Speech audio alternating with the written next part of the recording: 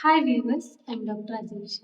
ഇന്ന് ഞാൻ സംസാരിക്കുന്നത് യുവത്വം നിലനിർത്താൻ നമ്മുടെ ഫുഡ്സ്, നമ്മൾ ഭക്ഷണത്തിൽ ഉൾപ്പെടുത്തേണ്ട 6 ഇമ്പോർട്ടൻ്റ് ആയിട്ടുള്ള ഭക്ഷണ പദാർത്ഥങ്ങളെ കുറിച്ചാണ്. ഫസ്റ്റ് വൺ പപ്പായ.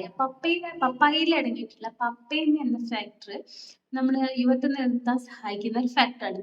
രണ്ടാമത്തത് മത്തങ്ങാക്കുരു.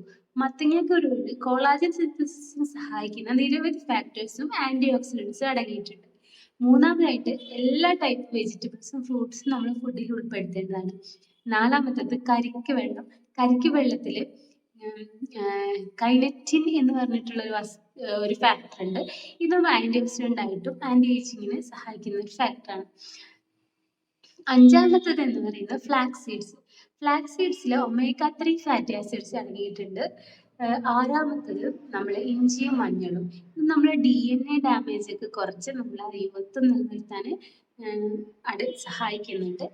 സോ ഇത് നിങ്ങളുടെ ഫ്രണ്ട്സിന് ഷെയർ ചെയ്ത് കൊടുക്കണം. വീഡിയോ ഇഷ്ടമായാൽ ചാനൽ സബ്സ്ക്രൈബ് ചെയ്യണം. Thank you.